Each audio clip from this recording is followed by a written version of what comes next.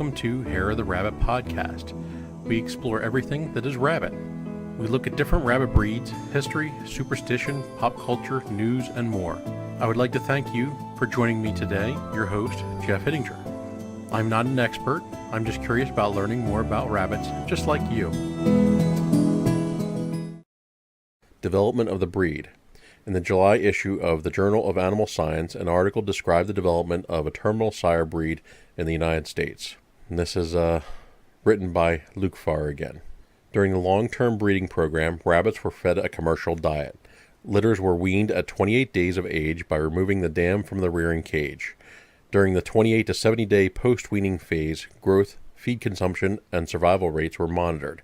At 71 to 73 days of age, 1 or 2 rabbits from each of the 240 litters were randomly sampled for evaluation of dressing percentage, meat-to-bone ratios, and other carcass traits.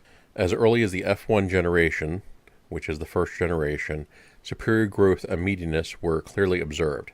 The F1 rabbits had large body frame size and plenty of muscle to portray a desirable commercial meat-type animal. The F2 population was next separated into 2 genetic lines, selected and unselected. This was done to measure genetic progress for the sire traits in each generation.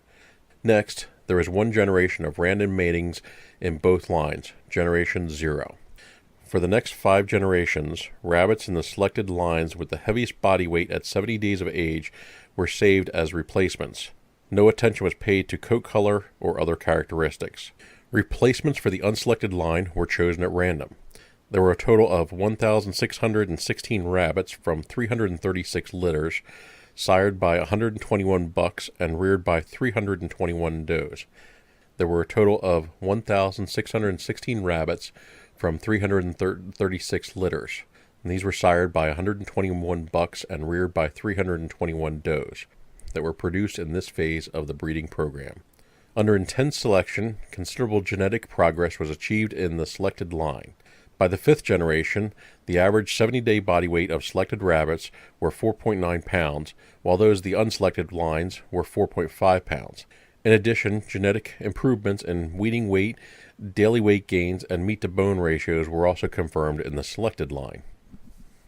Between 1988 and 1994, commercial producers in 12 states used bucks from the selected line at Alabama A&M University to produce crossbred Friars.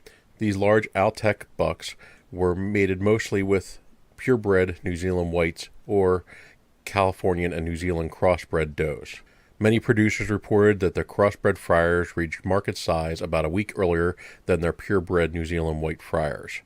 In a 2-year experiment at Alabama A&M University involving 460 litters, total 70-day market weight of the New Zealand litters averaged 27.8 pounds compared to 29.7 pounds for the litter sired by the select line bucks and reared by New Zealand whites or California New Zealand does. In 1994, Dr. Luke Farr moved to Texas A&M University and took rabbits with the best genetics from both the selected and unselected lines. In Texas, the 2 lines were crossed to expand the genetic base. Selection efforts continued to further refine this improved genetic line.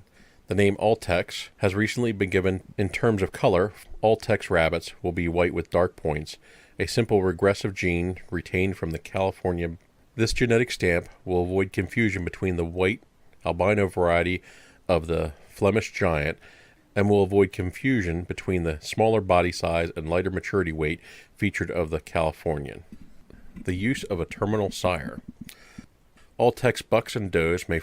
If you would like to email me, reach out at hareoftherabbit@gmail.com, or you can visit the website at hareoftherabbit.com.